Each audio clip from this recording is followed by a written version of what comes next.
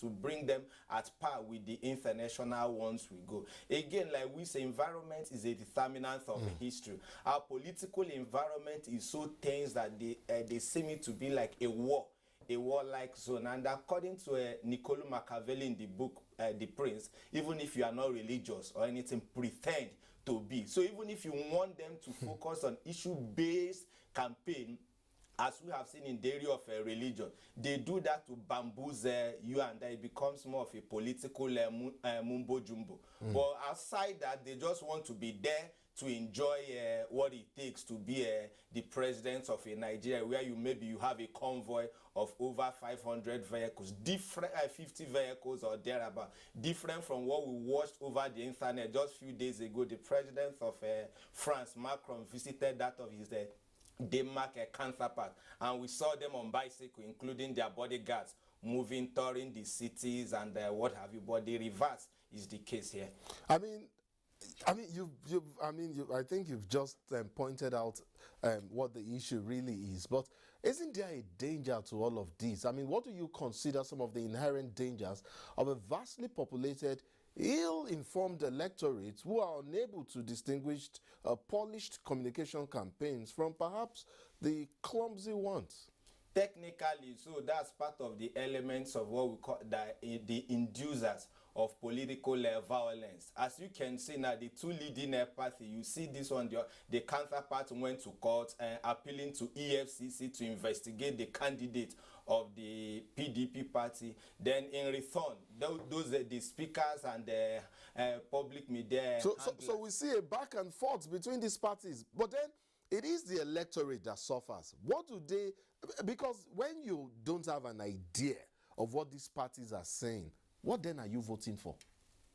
Well, they believe that the party I aligned with, or my tribe or my religion, if the person is there, it benefits me more better. Nobody is really like some. If you go to the beer parlor discussion, some believe that God has ordained them to be this way, both the suffering, that somebody must lead there.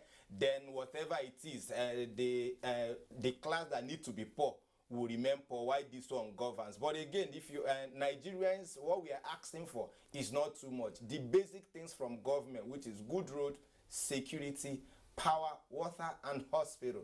But I think they've created a class of satisfaction, wherefore there must be a wide gap between the political business elite and the poor. So in order to make them to become more of beggars and dependent on the little droplet they will give. Otherwise, there won't be any reason for them not to really focus on issue-based campaign.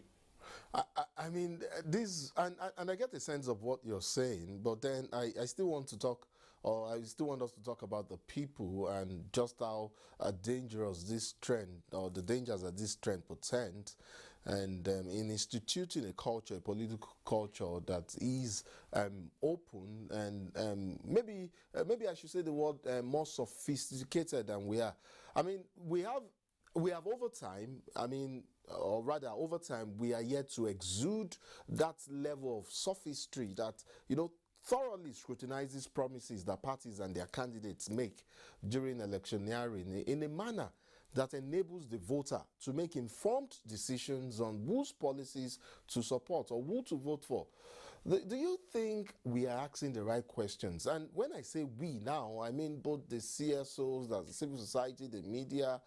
Why are expert bodies, you know, not querying planned policy statements and identifying their strengths and weaknesses? Why are we slow in reaching that level of sophistication, you know, and making that part of our election and political culture?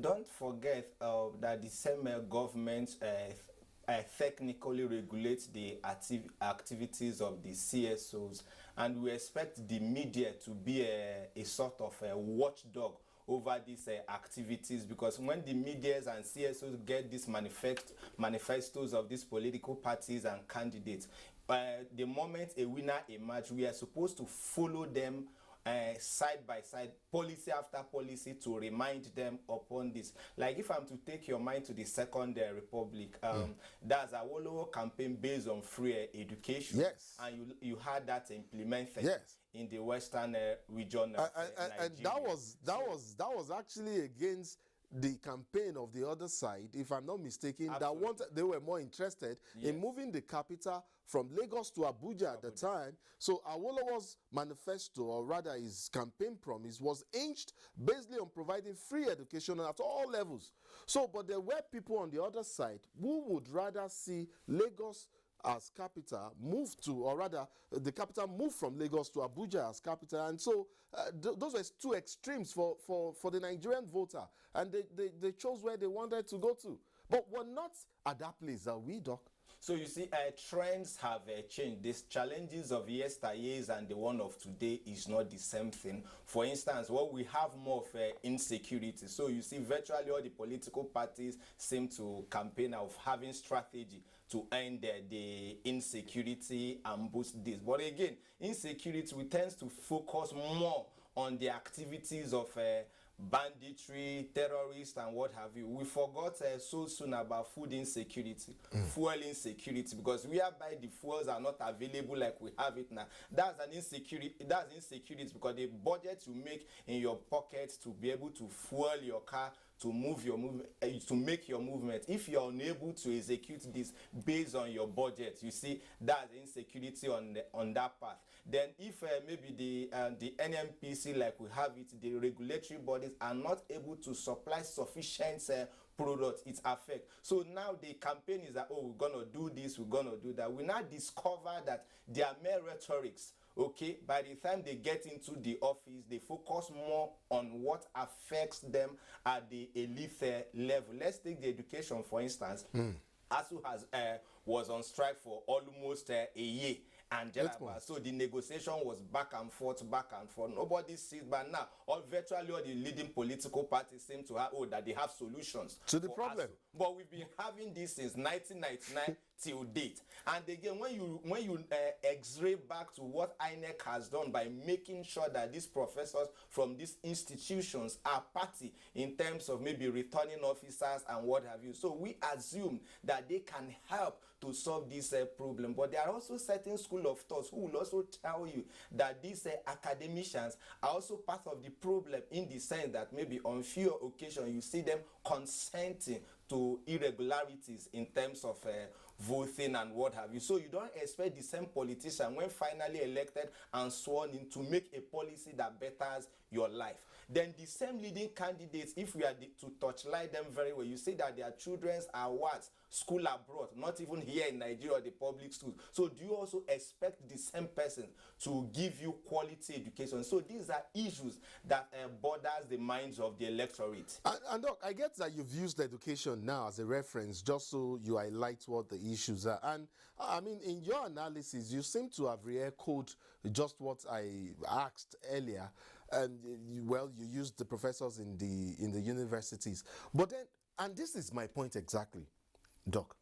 My point is this: why is it that we don't have, say, a body of professors, maybe under the aegis of some professional body, take a look at these promises made by not just the leading candidates, but every other party in this race? There are 18 of them after all.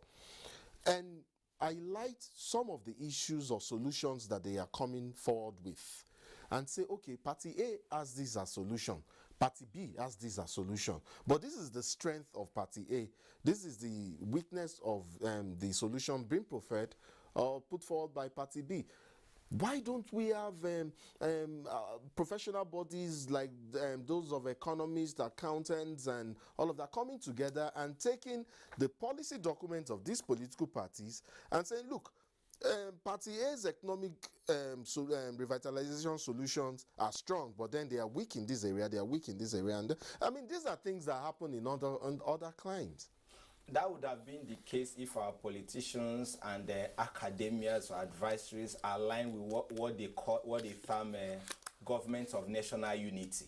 Okay, so every party wants to be outstanding, exceptional in terms of what they bring to the table. And by the time you co-opt these so-called professionals, we find out that most of them pursue selfish interest other than considering a national interest. And that brings you back to maybe the famous quote of a French philosopher who said, "Why you are trying to Jim Possa, why you are trying to enslave the other is also trying to enslave you." So politics for them is a game. How you are to outsmart the other person in order to be well referenced in terms of the most famous leader or whoever that ever lived, other than the interest of the nation at large. But if we are to be objective and based on the principles of democracy, we should be able to harmonize these manifestos, sieve them to take the ones that will, yes, better take us to that next level where we desired the nation to be. That's actually if we have a concrete development plan. Doc, and I know we've talked about key national issues. In fact, you highlighted a couple of them earlier when you talked about, well, you mentioned food security, fuel security, and a couple of other issues. And I get all of that. I mean, these are issues that should form the bulk of issue-based campaigns for political parties. But then, are we ignoring or totally ignoring the issue of character? Should or shouldn't questions about the integrity and personal propriety of politicians necessarily be part of the issues as well? Don't they form part of the issues? I read a piece where someone was arguing that character is just as important, a pointer of how a leader could perform, if not more important than even education of that prospective leader or the experience that the person may have had in the past. Do you agree? Ideally, that should have been the case. But again, there is another school of thought will tell that the human mind cannot penetrate into the real nature of things. So from the behavioral psychological point of view, you cannot really determine that, candidate A, the way he behaved in the past, for instance, as former governor. But trends have changed. There are new developments in terms of technology, the way of behavior, new associations, okay? And also, so you see, that will affect their behavioral pattern. Though what you think you knew about them in terms of character, you cannot say with certainty that given another opportunity that this person will behave this way. So sorry to jump in here, if in the past a candidate is been known to succeed mostly in his or her endeavor, and he's been known very focused and dedicated, is it possible that is likely to change if that leader or that politician assumes a similar or another elevated position later in the course of his or her professional political life? Okay, maybe we take it this other way. Let's take the candidate of APC. No, let's not mention names now. Let's not be specific to any of the candidates. You could make it generic. Okay, generic in the sense that what it takes to govern a state is different from that of the national body as Nigeria, because the environment, the peculiarities of a state is different from that of the entire nation. But again, those experiences and character serves as a pointer to what we should expect when the person is not elevated at a higher level. Maybe, but there might be a kind of a drastic shift, either backward or forward. It depends on what the trends get. And that also where party, the vehicle that sponsors such individual, now comes in. So if the party have a very good active manifesto that should guide where they shouldn't fall outside the lane, you see that such a person will be able to be guided to provide the expected dividends of democracy as promised during their campaign. Then the regulatory bodies or with the individual, that's why we often engage them in town hall meetings for them to speak to us, for us to hear what they have to offer so we can scrutinize them and be able to make our own jottings. So peradventure such person is elected, we go back to our diaries to know what to expect, then use the media as a vehicle to also question them and call them to order. Doc, let me just ask you a pointed question. And of course, in the beginning, you talked about the back and forth between parties, as it were, and how this one is suing this one is calling for this one's arrest, and all of that. I mean, these are not the issues that we want. What do you think the issues should be, especially at this point in time? Basically, starting from number one in the order of priority, one is security. Okay. Two should be power. Okay. 3 is good road network. Okay. Then 4, education, because if you are educated and you don't have power, or you are talking of education, you don't have a good road, how will you be able to move from one point to another? Then the human beings or the citizens need to be healthy. So that's when we talk of food and healthcare. So if you can guarantee these 5 things as a governor, Okay. you see that Nigerians are lovely people who support their leaders to a very high extent. Okay, and I hear you loud and clear. Now, and this is my response to you. Now, I am playing the devil's advocate. Now, the party comes and tells you, yes, all of these issues that you've outlined, we've already told you how we'll solve them. They are in our party manifesto. What's your response to that? They are in our party manifesto. So how do you fund them? We don't want, maybe for instance, citizens will tell you that they don't want governments that will borrow. Then others will say, okay, we want to move from consumption to production. So what do you have available? Is it that, okay, you are going to cut the cost of running a government, which we consider very high, that favors the few political elites more than the citizen? For instance, if we still fall back to fuel insecurity, you see that it doesn't know the high and the mighty and the little. We all buy fuel at the same rate. Even those who earn in millions and those who earn within the budget of minimum wage, they all buy fuel at the same rate. And the tax. So these are avenues through which you look at it, you see that, oh, it's not really fair. But the party, if they have this, it not takes with the citizen to look at, in terms of character, again, like you referenced earlier, given this, who do we think among these candidates that can stand by his word or by her word? So it's based on that the electorate are now able to make informed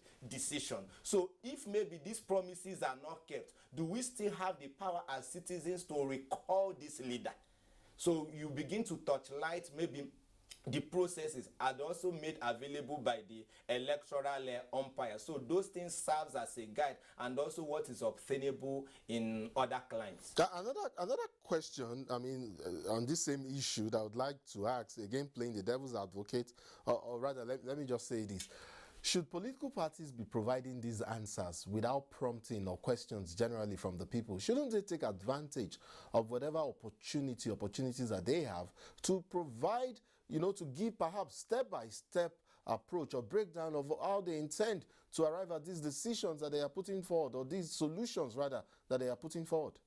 Okay, in terms of social behavioral pattern, you will discover that they only tell us what they think we want to hear.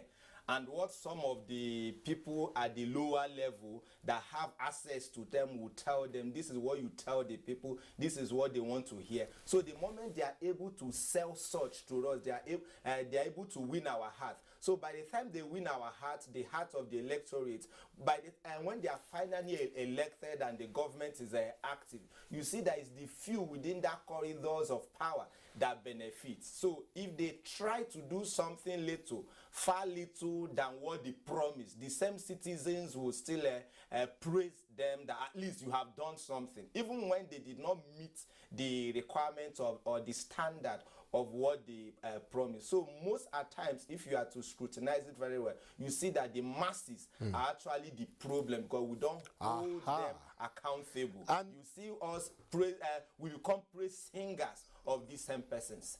I will talk about the masses and how complicit that they are in this whole issue, but I've often talked about the absence of ideological polarities in Nigerian politics and how that impacts on public policy. Isn't it possible that absence is another causative factor? I mean, the fact that there are no varying ideologies offering contrasting perspectives on governance, hence the quick retort and drift by political campaigns into personal abuse, slander, and overcharged verbal contestations.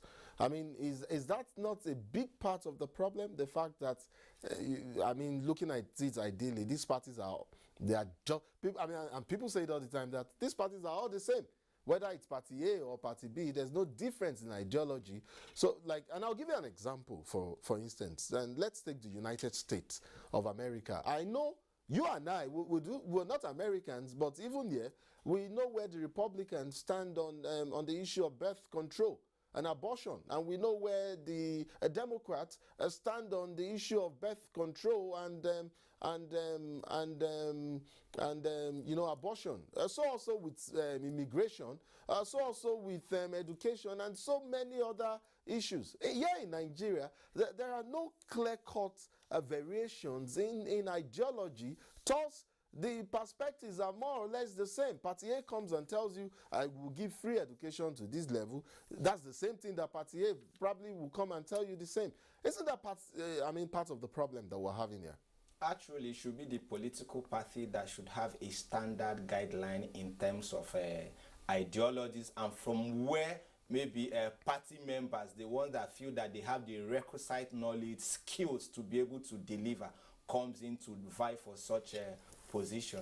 But again, the way and manner they cross carpet from one party to another, and the way we conduct party primaries made it so ridiculous and funny, in the sense that the goal is just to secure the party ticket, to win and become the president. Every other thing for them is secondary. So the primary aim for them is not ideological in terms of development of the nation, but rather to ensure that their party retains power at the center or whichever level, or that maybe this other party hijacked power from that other party. So the concern is not really centered in terms of maybe transforming the nation.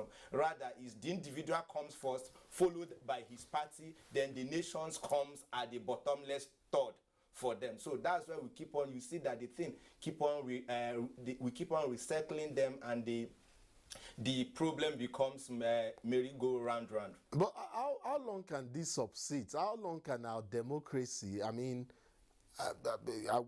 if we must grow this democracy and stop using the word nascent, I don't know, do we still use the word nascent? I see it time and again. But then if we must grow this democracy and deepen the culture, democratic culture in Nigeria, how much so can we have that tarry? I mean, we do have to move forward and achieve some level of sophistry, like I said earlier, don't we? We do, but that comes to the mass. Go back to the masses as well, because like we say in political philosophy, an unexamined life is what not living. So, do the citizens, do they examine their life? Why am I existing? What impact am I making by existing? But you discover that we spend more time concentrating more on our daily breads, because they've made the nation in such a way that instead of you thinking of how you are to impact your nation, okay, you are paying more attention, which is where over 90% of the citizens falls within that bracket of meeting their daily breads and the requirement of their family. So little time is reserved to focus on national growth, transforming, and in terms of trying to compete to make sure that you bring yourself at par with your considered peers within your region or across your region. So as a country well endowed both in human and natural resources, you will agree with me that we are lagging behind. But again, who will raise that consciousness that will bring us at that level for us to harness these resources that we are endowed with, to make sure that we move ourselves from the third world to the first world? I'm not even looking at the second world, to the first world, because we have what it takes. If America and every other nations considers Nigeria as the first choice in terms of foreign direct investment, irrespective of the security issues, because I'm sure you are aware that the America is building the biggest consulate in the world here in Nigeria, Lagos precisely. That tells you that yes, indeed, we are really resourceful, we are really endowed. But again, to some, Nigeria is also nothing but maybe a raw materials that they can harness to better their own nation. You know, you've over time, in the course of our discussion, somewhat inferred how complicit the people will be, the voters are. You talked about the people, you mentioned the masses, talked about their ignorance. But so I'm sure it won't surprise you when I say that even though Nigerians say they want issue-based campaigns, but do they really? You know, past patterns have shown that voters in Nigeria rarely vote on issues, especially not with deep-rooted ethno-religious politics. What then do we now blame the politicians alone? Are the vast majority of voters not complicit in promoting ethno-religious politics as well? Because the truth be told, that we really vote along ethnic or religious lines. That takes us back to education, both formal and informal education. You see, some people have been clamoring before now that history should be brought back to the curriculum, so it's back now. Yes, so that the people can learn and understand. How about those who are not privileged for the formal school? At the informal level, what do we teach them? At the community level, gathering about the nation Nigeria, people outside your immediate environment. So all these things comes to play. So if we are able to get both the informal and formal education right in terms of being objectives, because existence precedes the essence, why we are actually existing in the first place, because we are existing to make impact, to transform our world, not just existing in terms of tribe, existing in terms of religion, like we have seen the religious divide, and maybe you are judging a candidate based on voting based on the fact that, oh, we are of the same religious faith, or he's of my tribe, other than concentrating on the fact that, oh, is this person able to deliver in terms of power, in terms of education, in terms of the real essence of government, the really reason, the cogent reason why government was created in the first place, why the state exists. Close-ended question, Doc, and this is in ending this conversation. Is it your opinion that electioneering campaigns, of course this season inclusive, has yet to, or have yet rather, because we're talking about cumulatively now, to properly align the, the cathetic relationship between elections, candidates, and the voter in a manner that enables the candidates to motivate people to vote for them on the basis of values and issues that they present for consideration, yes or no? It's neither here nor there, because we've even seen one of the candidates who tried to maybe pushing maybe based on competence and this. But again, by the time you face a verbal attack from the other end, you see them succumb that, oh, I joined them. So we still falls back to that. So your position is in between. So you cannot beat them, you join them. But for me, why must we join them? You can be outstanding. You can be maybe an existential fellow, different from the crowd. Over time, you will engineer a change. It might not be immediate, but over time, I am sure you will still win other consciousness that as trends moves in, they will come in, and you see a new philosophy, a new paradigm will take place. That will be a paradigm shift. Dr. Kingsley Uzoma, public affairs analyst, I'd like to thank you so much for your profound thoughts on this subject matter. It's been great having you on Insight. Thank you so much for coming. Thank you for having me.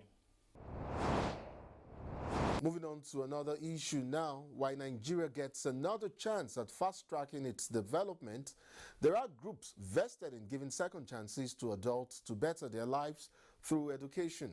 Women and young girls are targets in this laudable initiative, and it appears to be thriving.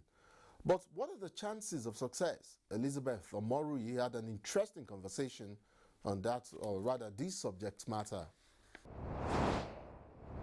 The Second Chance Education Program provides access to women and girls who missed their opportunities to education due to gender-based violence. Through the efforts of the European Union, United Nations Spotlight Initiative project, women and girls now have the hope to achieve their individual goals. Functional literacy skills, reintegration into formal education, and livelihood support are just a few of the efforts. In Nigeria, the likes of NOGAL's Ministry of Education and UNESCO have been promoting mass literacy and non-formal education to ensure that women and girls in Nigeria attain their goals and by extension meet SDG goals. Now, where are we in this journey? My guest, Mr. Noah Emmanuel, President, Non-Governmental Association for Literacy Support Services, will answer some of our questions. Mr. Noah, thank you so much for joining us on Insight. Thank you for having me. All right, where are we in the journey to literacy in Nigeria? We are doing well considering the effort of all the stakeholders of education in Nigeria, particularly the government, the United Nations agencies, the European Union, and all the NGOs, all the stakeholders of education in Nigeria. All hands are on deck to see that Nigeria is rated among the literate nations of the world. Of the world. You know, the recently launched Second Chance Education Guide for educationists and institutions of learning is an important instrument for us to help women and girls get educated. What is this guide all about? Many children, for one reason or the other, they were not able to go to school, and we are giving them this second chance education. And also the second chance education under the Spotlight initiative is used as a means of ending violence against women and girls. Yes. When people know their right, they will be able to do something, and when they see something, they say something. So when they are aware of whatever they are going to do, it makes them to be able to defend themselves. So, how do you get your data? How do you know how many of them have actually been abused or violated so that they can be helped through this guide? We are collecting our data through our members that are on the field. And also we are working with traditional rulers who are directly with these people, and then we are getting data through them. We are also getting the data through, now we have about, under Spotlight initiative, we have 15, we have to make 15,000 people literate. Okay. In FCT, Sokoto, Lagos, Ebonyi. We have in Adamawa, so Cross River. So we are to make 15,000 people literate.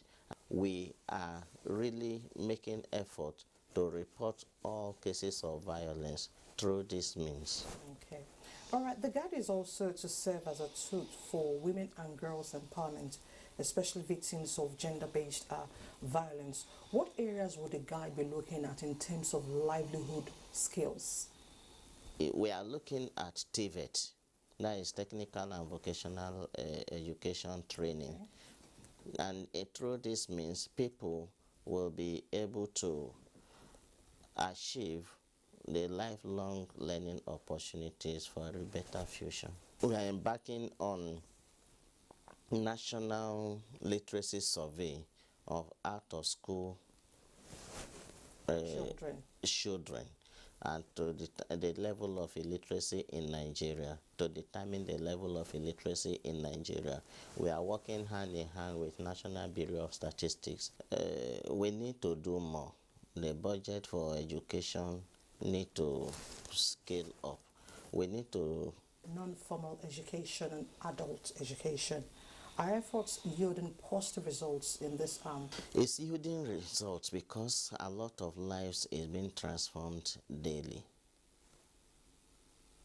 People now can read and write, people can communicate, people can use their phones.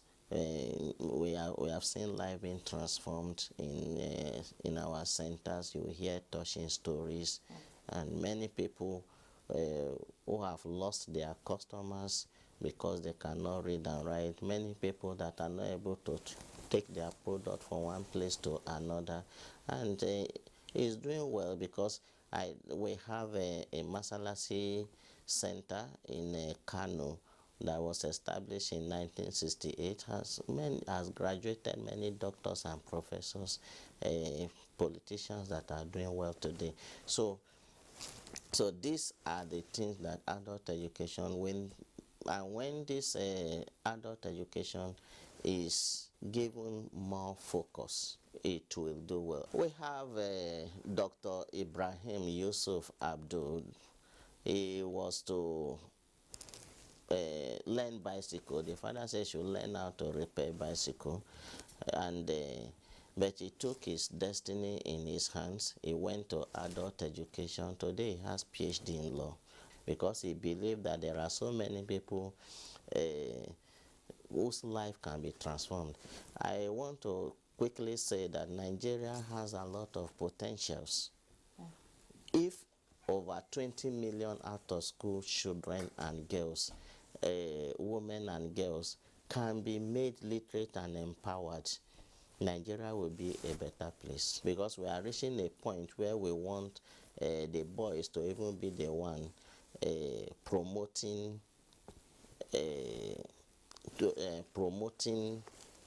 what will I say, to promoting ending violence against women and girls. Okay. So we are looking forward to see that the boys are the ones even fighting to make sure that our women and girls are safe in the society. But really, can we put an end to gender-based violence? Is this possible? It is possible as long as all of us are involved. How can we all get involved? We have the society, we have the family. Some don't even speak out when they are abused or violated. How do we correct this anomaly? A lot of awareness are ongoing, and we believe that media can also help. Will there be monitoring and evaluation? Are you going to be monitoring institutions using this guide to help adults, to help women and girls? Yes, there is a strong monitoring and evaluation from NOGAUS.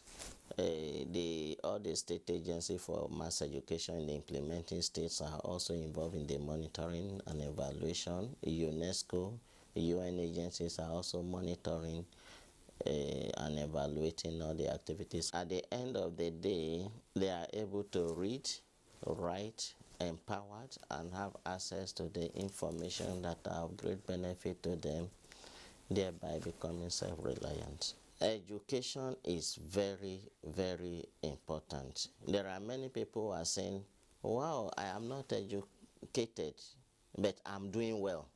What we are saying is that if you are educated, you will have done better. If you are a tailor, if you anything that whatsoever you are doing, because we have so many challenges that say, look at these people, they are not even, we are doing well. But we are saying that you can do better when you are educated. So through empowerment, through education, your livelihood, your potentials will be enhanced for better performance. How can we improve the standard of education in Nigeria? This has to be the responsibility of all, and everyone should be ready to shift ground, to make sacrifice, so that we can achieve educated Nigeria. All right, Mr. Noah Emmanuel, I want to thank you so much for sharing your time with us on Insight. Thank you very much. Thank you. And just before we go, I feel compelled to recall the conversation that I had with some guests on this program, Insight experts, as a matter of fact, on the issue of a nation in transition. And by that, I mean our country, the coming elections, and just so how much are we prepared going forward. Of course, we also talked about the challenges facing Nigeria with the election, with our democracy, with governance, and the way forward. Let's bring you excerpts of that conversation. More than half of Nigeria's population, in fact, let me make it more expansive and say more than half of Africa's population is said to be food insecure.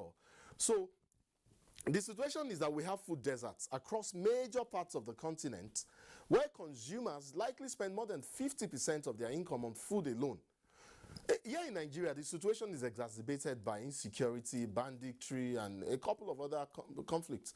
But speaking generally now, and Dr. Aderemi, I would like for you to just help us put this into perspective. How can a national government provide the tools that people need to lift themselves out of hunger and perhaps malnutrition as well, since we made allusions to food deserts, as well as take wise decisions to impact on food choices and supply? Well, I think next to security, the general well-being, what we sometimes call the public good, should be the main business of government. Okay? That we're not able, I mean, if you contrast the situations, not just in Nigeria, in the developing South, the one obtains in, say, Europe and America, you only spend a fraction of your money on food. Okay, over there. There, like you have said, you spend the preponderant, portion of your, these are still symptoms of their teething problems. I don't think there's any government that does not take welfare seriously. We haven't gotten it right, no doubt, for a myriad of reasons. But no doubt, general welfare, food security, all of that, they are priority for any government. They are priorities for the current government, irrespective of how we feel. I understand how things are out there, but in the case of Nigeria, of course, we've had, insecurity for the past, decade or so, and it's worsening. That is definitely going to affect the food, supply. The second thing is that, and people must realize this, that a constellation of events, have actually, of international events that the Nigerian government does not have a control over, have colluded to also exacerbate the situation. The crisis in Ukraine affecting the price of oil, the global energy crisis, all of those combined, just making inflation run away. Having said that, there are a lot of things we can do better. Don't forget that we are a state that is completely not even to welfareism, and we don't give you a dole if you're unemployed, for instance, like you get in. There is talk about subsidies, but they are not efficient. In my opinion, more like you have the welfare system in advanced countries where you're underemployed or you are unemployed or you are disabled for whatever reasons. Government is there to provide a buffer. So what it is here is that it is not that food security or general welfare is not prioritized. It's just, a reflection of our capacity as a state and of the capacity of our institutions. Dr. Falaye, can you come in here quickly? Yes. Sorry, did I, Dr. Aderemi, did I allow you land there? No, it's okay. I mean, I think I got it sufficient here. Oh, great, fantastic. Dr. Falaye, please come into this issue. Your good friend has, just submitted that the structures are on ground, that creates platform for average citizens in Nigeria to be able to take wise choices on both, food production and on supply. Do you agree with his assertion, with his point of view?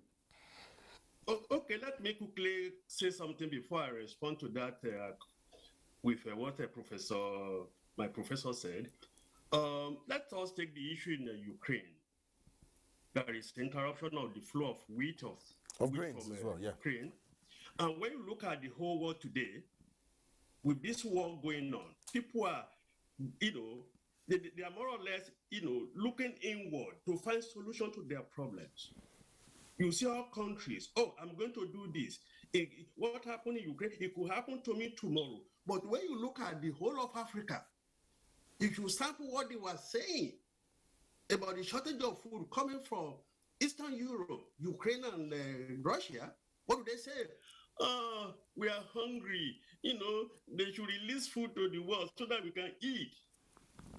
When you hear that, I get so disappointed. It's because we don't have vision. We have land. Can't we, cultivate food to feed ourselves? A country that cannot feed itself is highly vulnerable. True. 2%, 2% of America farmers, they can feed the whole of the United States. If given the opportunity, they can feed the whole of the United States. But in our own case, we have developed that cargo court mentality. Oh, we need something. Let us wait for Europe. Let us wait for America to come and feed us. America is not going to feed you. Europe is not there to feed you. We have to feed ourselves. And it all depends on the vision of the leader we have. I can take you into the 60s. You know, we have all these agriculture, here and there, farming everywhere. We can feed ourselves. We import food. In fact, like in Malaysia, we introduce palm kernel to them now. But now we are importing palm kernel. We have oil. We are importing oil to the country. We have all these things, but there is no way we are using them. That's about the fact that this country, Nigeria, is highly blessed with human resources and natural resources. Yes, Nigeria is a rich country with poor, where the people are poor. Why? There's Anytime I go out, I see the faces of Nigerians, when I was there, sincerely, I cry. You can sit during election, they'll be giving them rice, bag of rice. Is that what we need? No, exactly not what we need. And that's part of why we're having this conversation and why we're trying to set agenda here. Of course, if you remember the video we played at the very beginning of this session, and people are very interested in what happens, to us as a country as we approach this transition. But gentlemen, and I would like to stick to the issue of governance and politics, but then I'm sure you may have happened on a few of Adam Grant's book. I myself recently spent some time perusing his work, Think Again, where he said the best predictors of the future aren't smarter. They are just willing to take one more look, one more time than the other folks. I know no one gets it right most of the time, but it is possible to be wrong less often. With that in mind, Dr. Aderemi, why is it that within the context of politics and governance in Nigeria, we tend to think of mistakes as threats to our ego and not as opportunities for growth? Take the Constitution, for instance, the devolution of power and the not so subtle concentration of power in the center. Shouldn't the debate on regional and state competitiveness be in the thick of public policy discourse as we approach the next year's transition? You just spoke directly to the heart of the national question. With that question you just posed. That's the bane of Nigerian politics. It's the highly voracious nature of our political elite that throws up those kind of contradictions within the state. But I think that, you see, that is one of the fundamental dislocations of the Nigerian state.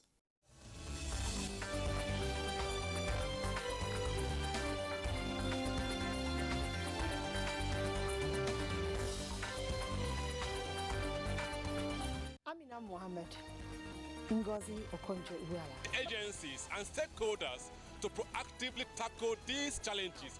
Women in most countries of the world constitute about 50% of registered voters. Williams reporting for Dateline 360. In Jos, Caleb Gochin, Deadline 360. Naja'atu Tijani. Deadline 360. Chidi Okrafo. For Deadline 360. In Lagos, Michael Olaleye. Reporting for Deadline 360. I am Omosola Omojola. Thanks for tuning in to Deadline 360.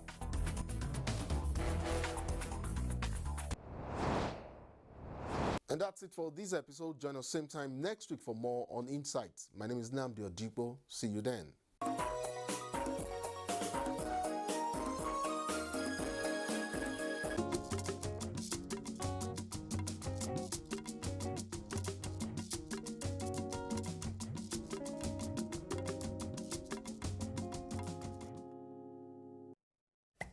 24 hours a day, 7 days a week.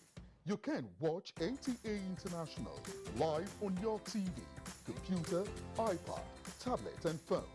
Log on to visiontv.co.uk and click on Entertainment, then NTAI. You can also download the iOS or Android app on your mobile devices to watch NTA International on the go, anywhere in the world. NTA International, your window to the world.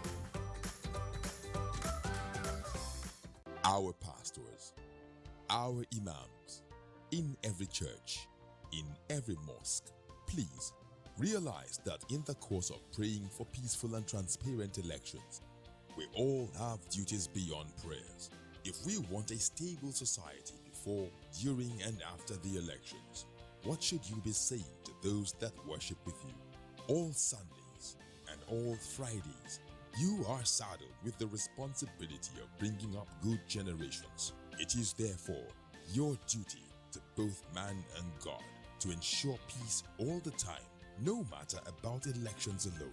People talk to people and people listen. Talk to your followers. Make them listen to ensure peaceful 2023 elections. This message is from the National Orientation Agency.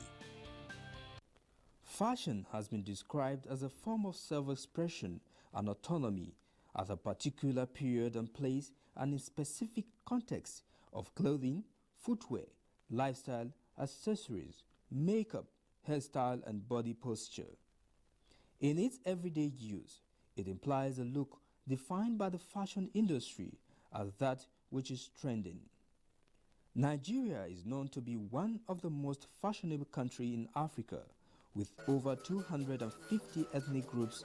Each has something uniquely beautiful in its dressing style. Africa is a place of spectacular fashion practices in textiles, jewelry, hairstyles, or multiple combinations of all these. Today, Africa has an extremely rich and evolving fashion culture, leading to the emergence and the multiplication of African fashion weeks, top stylists and designers from the continent. West African prints have long been a multicultural and international trade item in the wider sense, with vibrant colors and patterns. African fashion is taking over the world by the storm because African fashion or designs have been able to distinguish its designs from that of every other continent. Responsibly for a better Nigeria. This message is brought to you by the Nigerian Television Authority, NTA, in collaboration with the National Orientation Agency. Nigeria is the second most recovered industry in the world. When aviation became the fastest growing sector of Nigerian economy, according to MBS, according to Finance Ministry, the fastest growing sector of the Nigerian economy pre-COVID, then it became the third fastest growing during COVID. Today, according to ACI, Airports Council International, that we are recovered at 110% of pre-COVID numbers. So it's only Colombia at 115%. We are at 111% recovery. Because what? Because we were proactive and we developed the protocols early enough, ahead of the initial ICAO recovery task force publication. The protocol document was shared with regional and international organizations with positive feedback. This message is brought to you from the Federal Ministry of Information and Culture.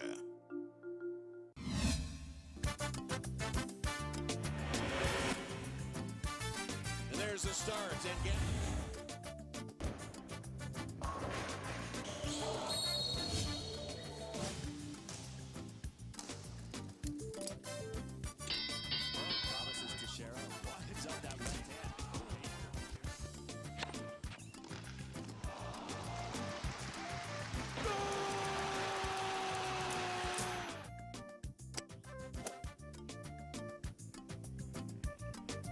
Bishop of basketball, goal! He hung on that net like a stalk up a tree. NTA Sports 24 brings you all sports, all time and all day. Tune in to watch NTA Sports 24 on Star Times Channel 270, StarSat on Channel 434 and Free TV on Channel 731. NTA Sports 24, where sports thrive.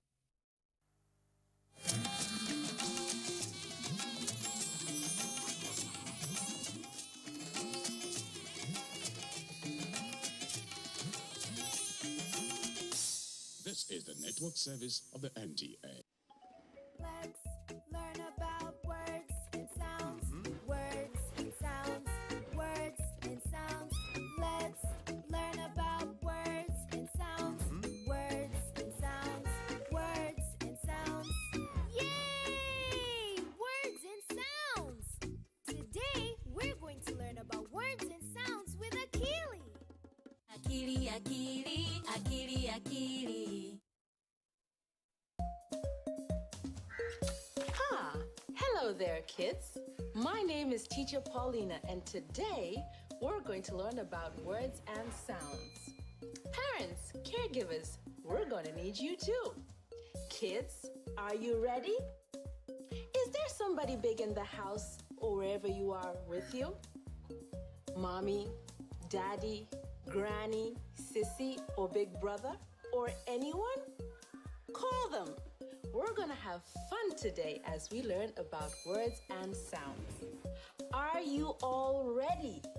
Yay! In today's episode, we're going to be learning how to identify and segment syllables in a word and deleting syllables through a sound song. It may sound silly, but actually, songs like these help build the foundational skills that children would need to read.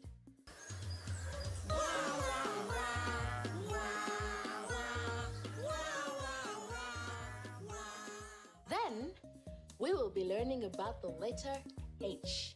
The letter H makes the H sound. So get ready to learn all about the letter H. Today we're helping letter H, which makes the H sound. Let's go find her. And to keep the fun going, we'll sing a nursery rhyme. Nursery rhymes are not just fun. They also help children learn important reading skills like rhyme and sound recognition, which eventually help you to learn how to read. Baby croc do do do do do do, baby croc do do do do do do, baby croc do do do do do. Then we'll end with reading a storybook. Did you know that reading to your child is one of the most important steps to helping them learn how to read? Telling stories and singing songs is a great way to help them learn too. And that's what we're going to do in today's episode. Wow! This story is about a bird. And stick around, caregivers. We have some useful tips and information at the end of the episode that will help you support your child's learning. So, are you ready to learn? Let's go meet our friends. Sounds! Let's learn about sounds. Hey friends, we are going to play a fun game today. It's called Name the Country from the Map. Now go and find a big African map. Good! Now what we will do is play a little game while singing. We will name a country and you will clap as you name it. All right, kids? Yay! Name the country from the map. Once you find it, go on clap. Name the country from the map. Once you find it, go on clap. Good! Now we need to clap for each syllable for each country. For example, Kenya goes Kenya. You got it? Now take turns to sing and clap the countries on your map. Name the country from the map. Once you find it, go on clap. Name the country from the map. Once you find it, go on clap. Morocco goes Morocco. Tanzania is Tanzania. Nigeria is Nigeria. Uganda is Uganda. Yay! Now, let's take away the first syllable and replace it with a clap. Let's go. Morocco goes Morocco. Tanzania is Tanzania. Nigeria is is... Yay! That was great! Now, friends at home, you can try the same with your